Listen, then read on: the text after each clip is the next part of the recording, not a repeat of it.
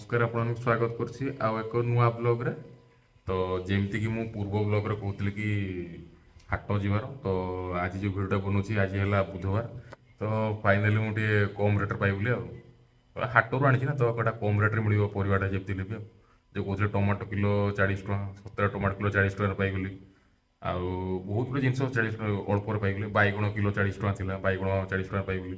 ତ 40 ଟଙ୍କାରେ ଆକ୍ଚୁଆଲି ମୁଁ ଆଣିନି, ଏଗୁଡ଼ା ସବୁ ଅଧା କିଲୋ ସବୁ ଆଣିଛି ଆଉ। 20 ଟଙ୍କା 20 ଟଙ୍କା ଏମିତି ସବୁ ଆଣିଛି, ସବୁ ଅଳ୍ପ ଜିନିଷରେ। କେଉଁ ଜିନିଷ ଗୁଡ଼ା ଆଣିଛି ସବୁ ଦେଖେଇଦେବି ସବୁ। ତ ୟାକୁ କୋବିଟେ ଆଣିଛି, କୋବି କିଲୋ ଆକ୍ଚୁଆଲି କହୁଥିଲା 40 ଟଙ୍କା।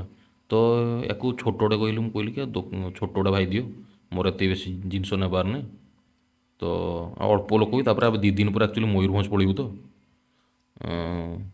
ଏଇଟା ଆକ୍ଚୁଆଲି ହେଲା କହିଥିଲା 40 ଟଙ୍କା।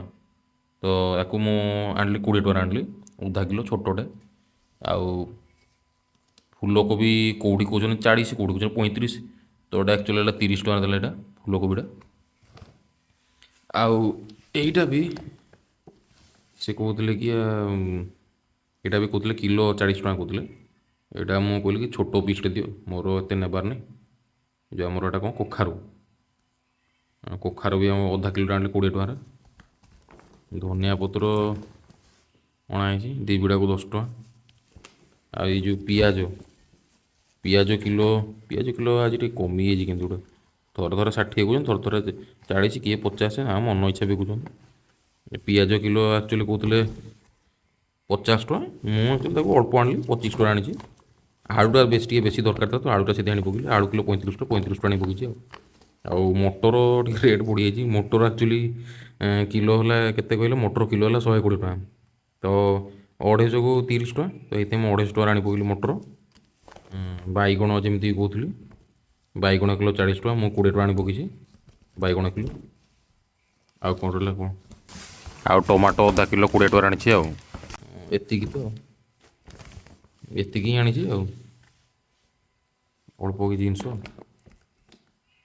ୟାକୁ ଖାଇବେ କେତେ, ଆଜି କାଲି 19 ତାରିଖ 20 ତାରିଖ 21 ତାରିଖକୁ ପଳେଇବୁ, ସକାଳୁ ସକାଳୁ ଆମର ଟ୍ରେନରେ ପଳେଇବୁ ଆଉ।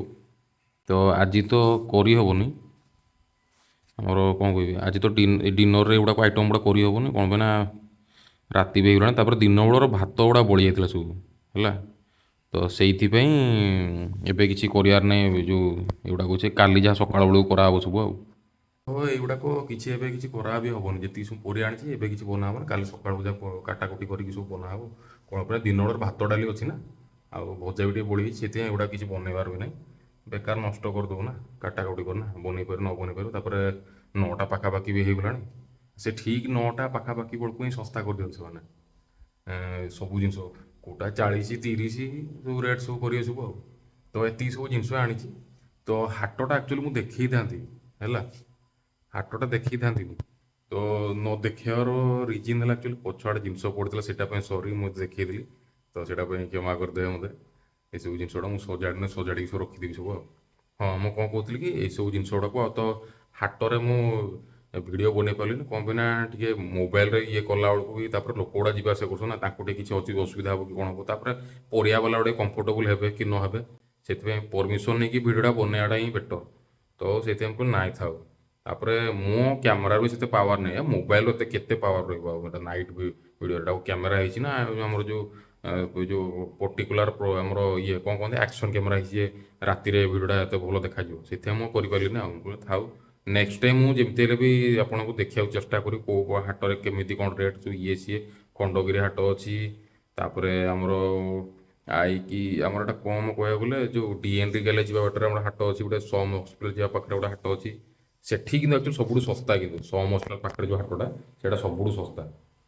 ଆଉ ଏମିତି ବହୁତ ସାରା ହାଟ ଅଛି, ଆଇଡ଼ି ମାର୍କେଟରେ ହାଟ ଅଛି, ବହୁତ କିଛି ହାଟ ଅଛି। ତ ଆଜି ଯେଉଁ ହାଟରେ ଆଣିଲେ ଖଣ୍ଡଗିରି ହାଟରେ ଆଣିଲେ, ଖଣ୍ଡଗିରି ହାଟଟା ଆକ୍ଚୁଆଲି ଆମର ଯେଉଁଟା ଆମେ ଭଡ଼ା ରହୁଛୁ, ଯେଉଁଟା ଆମେ ସେଇ ଭଡ଼ା ଘରରୁ ସେ ହାଟଟା ଅଳ୍ପ ବାଟ ହେବ, ସେଇଥିପାଇଁ ମୁଁ ସେଇଠୁ ଆଣି ପକାଏ ସବୁବେଳେ ଆଉ। ସେଇଟା ପ୍ରତି ବୁଧବାର ହାଟ ପଡ଼େ। ଆଉ ସେ ଯେଉଁଟା ଡିଏନ୍ଡି ଗେଲେ ପାଖରେ ଯିବା ବାଟରେ ଯେଉଁ ହାଟଟା ପଡ଼େ, ଆମର ଯେଉଁ ସମ୍ ହସ୍ପିଟାଲ ଯିବା ବାଟରେ, ସେଇଟା ସେଇ ହାଟଟା ହୁଏ ମଙ୍ଗଳବାର ବି ହୁଏ, ଶୁକ୍ରବାର ବି ହୁଏ, ଶନିବାର ହୁଏ କି ନାହିଁ ମୋତେ ଟିକେ ସିଓର ନୁହଁ। କହନ୍ତି ତ ଶନିବାର ହାଟ ହୁଏ ବୋଲି, ମୁଁ କି ଯାଇନି, ଶନିବାର ଦିନ ଗଲେ ଜଣାପଡ଼ିଯିବ କିନ୍ତୁ ଆଉ। ତ ହଉ, ଏଇ ଭିଡ଼ିଓଟା ଟିକେ ଛୋଟ ବ୍ଲଗ୍ ହେଇଥିଲା, ବେଶୀ କିଛି ଦେଖିବାର ବି ନାହିଁ। ତ କେମିତି ମୁଁ ଶସ୍ତାରେ ପରିବା ପାଇଲି ତ ସେଇ ଜିନିଷଟା ଦେଖାଇଥିଲା। କ'ଣ ପାଇଁ ନା ମୁଁ ସୋମବାର ଦିନ ମୁଁ କହିଥିଲି ନା, କହିଥିଲି କି ଆଉ ସେମିତି ହାଟରୁ ଶସ୍ତାରେ ଜିନିଷ ମିଳିଯାଏ ଆଉ ଅଲଗା ବେପାରୀମାନଙ୍କଠୁ ଅଧିକା ଟଙ୍କାରେ ଜିନିଷ ମିଳେ, ତ ସେଇଥିପାଇଁ ଅଳ୍ପ ପରିବା ଆଣିଥିଲି, ପରିବା ବି ସବୁ କିଛି ସରିଯାଇଥିଲା। ତ ସେଇଥିପାଇଁ ଆଜି ପରିବା ଆଣିଲି। ଆଉ ଟିକେ ଆପଣ ଟିକେ ମୋତେ ଜଣେଇବେ ଟିକେ ଶୀତ କେଉଁ ଭଳିଆ ହେଉଛି, ଆପଣମାନଙ୍କ ନିଜ ନିଜ ଏରିଆରେ ଶୀତ କେଉଁ ଭଳିଆ ହେଉଛି ଟିକେ କମେଣ୍ଟ ସେକ୍ସନରେ ଜଣେଇବେ ଟିକେ। ଆଉ କେତେ ଟିକେ ଟେମ୍ପରେଚର ଅଛି କ'ଣ ଅଛି। ଆଉ ଭୁବନେଶ୍ୱର ତ ଏତେ ଶୀତ ହୁଏନି, ଆପଣମାନେ ସମସ୍ତେ ଜାଣିଛନ୍ତି, ସମସ୍ତେ କ'ଣ ସାରା ଓଡ଼ିଶାବାସୀ ଲୋକ ଜାଣିଛନ୍ତି, ଏଇଟା କହିବାକୁ ପଡ଼ିବନି।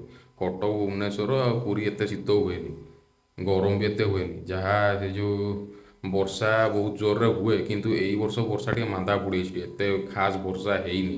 ଆଜି ପାଇଁ ଏତିକି। ଭିଡ଼ିଓ ଆପଣମାନଙ୍କୁ କେମିତି ଲାଗିଲା କମେଣ୍ଟ ସେକ୍ସନରେ ଜଣାଇବେ। ଯଦି ଭଲ ଲାଗିଲା ଲାଇକ୍ କରିବା, ସେୟାର କରିବା। ଯେଉଁମାନେ ନୂଆ ଦେଖୁଛନ୍ତି ସବସ୍କ୍ରାଇବ୍ କରିବା ଜମା ବି ଭୁଲିବେ ନାହିଁ, ତା ସହିତ ବେଲ୍ ଆଇକନ୍ଟିକୁ ପ୍ରେସ୍ କରିବା ଜମା ବି ଭୁଲିବେ ନାହିଁ, ମୋ ନ୍ୟୁ ଭିଡ଼ିଓ ଯେଉଁ ନୋଟିଫିକେସନ୍ ଆପଣମାନଙ୍କ ପାଖକୁ ଆଗୁଆ ଆସିବା ପାଇଁ। ତ ଦେଖା ହେବା ନେକ୍ସଟ ବ୍ଲଗ୍ରେ।